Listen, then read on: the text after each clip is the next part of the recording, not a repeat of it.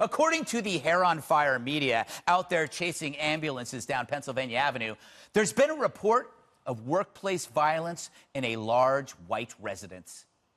What we talked about was a possible analogy between what we're seeing in the president and studies of violence and acting out, particularly workplace violence. The question we have to ask ourselves from a behavioral sense is, are we watching a president essentially on his way to what we call a flashpoint? And are we now beginning to see him act out in the form of purging and mass firing and completely not listening to any logic? Are we essentially watching a workplace violence incident play out at the highest level of our government? And is he acting out now? And where does this go if I'm right about that? Can I say holy crap? That might be the most insane thing ever said on MSNBC, and they employ Chris Matthews. You wonder why America thinks the media is less trustworthy than lawn darts? It's because they seriously entertain ideas like that. Firing someone is now workplace violence? You know, maybe it feels like that for the non-skilled people in the media who know they can't be employed anywhere else except maybe a carnival dunk tank. They never get fired. They only fail up the primetime lineup until they get jobs running CNN. Yet these are the same clowns who lied that Trump called immigrants animals when it was MS-13. How predictable. These goofs were more offended over calling killer thugs animals than the acts by the gangs themselves. But that's the media's MO. Everything is a crisis except the actual crisis. You know, we've all had a friend who, when the booze ran out at a party, would drink from abandoned cups and polish off the Listerine. That's the media. With the collusion keg run dry, they're now desperately looking for anything to numb the pain. So now we're back to Trump's personality again. He's mean, unstable. When he doesn't like a situation, he changes it. And did you hear? He fires people. I once worked for somebody like that. In fact, she fired me. But that's what bosses do in the real world. The real world. The media should check it out sometime. It's really the only show in town, and they can't stand it because they wouldn't last a minute. All right, Dagan, firing is now workplace violence. I guess we can't fire people anymore. We're safe. We're safe. We're safe. Yes. I'm mad at you about the Golden Girls song, by the way. It reminds me of watching Golden Girls reruns in college and eating nachos Belgrande every day, and I was orca fat. So thanks, Greg, for bringing back that memory. Number two, this is the classic laziness of people in the media, because they would rather stand in front of their bathroom mirror and rehearse their newest sneer.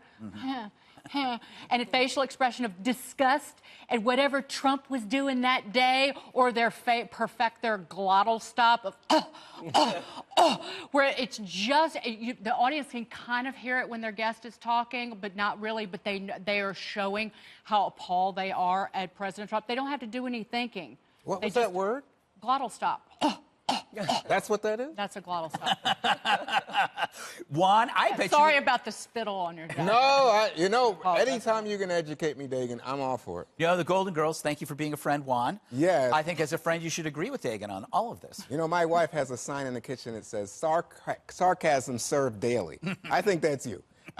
Because to me, one, Trump firing people from ICE, the Secretary of Homeland Security, the Secret Service. I just think at some point, that's a lot of people for one day. But remember, he ran The Apprentice. How should we be surprised? Well, I don't think we're doing The Apprentice. I think we're doing the United States of America. But let me just say, in general, Trump is like the little boy that cries wolf, right? He said, oh, my gosh, we got a caravan coming. We got an invasion of MS-13 and terrorists. And it happens. And then it doesn't happen. Everybody says, oh, we shut down the government. Everybody says, what crisis? And then we have a real humanitarian crisis occur. But, of course, he cried wolf first. And now people are like, well, there is a real crisis.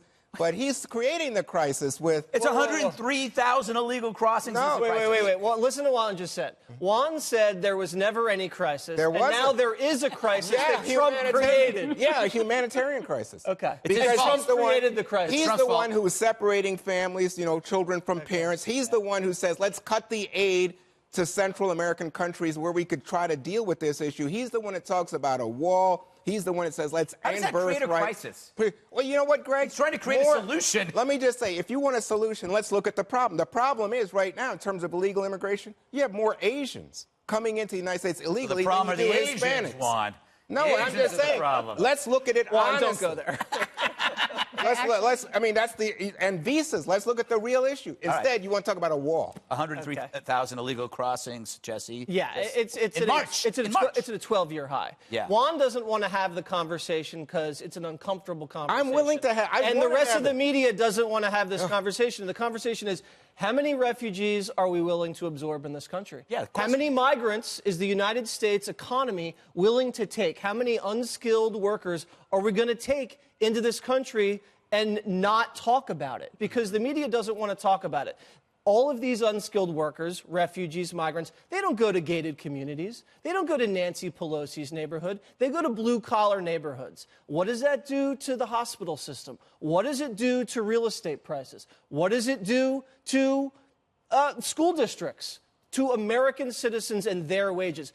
I'm asking the questions, and if you ask this question, they call you a racist. You're not allowed to have this conversation in this country, and what the media does is they distort the reality. They either don't want to cover the crisis, or when they cover it, they lie about it. Here's a great example. We had Gloria on the other day, the Hispanic female Border Patrol agent down with the president who said strategically deployed walls work to reduce illegal immigration, and they reduce assaults on Border Patrol.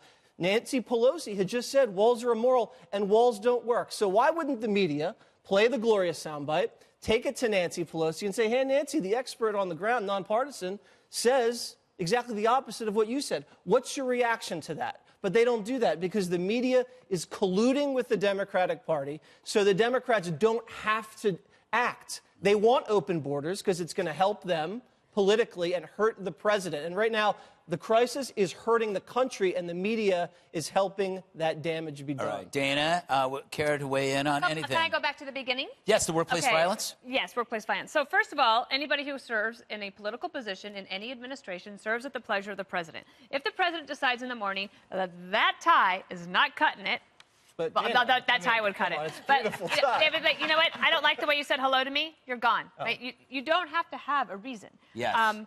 Also, the media was disgusted by Secretary Kirstjen Nielsen. Yes. They hated her. Right. They thought she had done a terrible job, that she was lying for the president, that she was complicit in all of these things. So now they want to defend her and say it's workplace violence. Like, that's a little surprising. point. Also, personnel is policy. Okay, the president's not happy with the policy. So he's changing the personnel. Will he get a better outcome? I don't know. But the other thing that they could have done is they could have had Gloria. They should have pushed that out. Instead, what do they do instead? They push Kirstjen Nielsen out. Rather than like pushing like all of their good stuff that they use. It is quite chaotic, and perhaps the new people will be able to get a handle on it. But what you're going to end up happening is instead of having policy making at the Congress, now you're going to have more confirmation hearings. Dana, the way you use your hands right now is a bit threatening. You were moving your hands, and but I don't think anyone would ever say that they wouldn't protect me from you. If I used workplace violence, it would be justified. By the way, Greg, did you hear what Dana said? Yes. Chaos, disarray. All right. You You know what? I wasn't listening because I have the cramps. I do. I have the Does it hurt? cramps.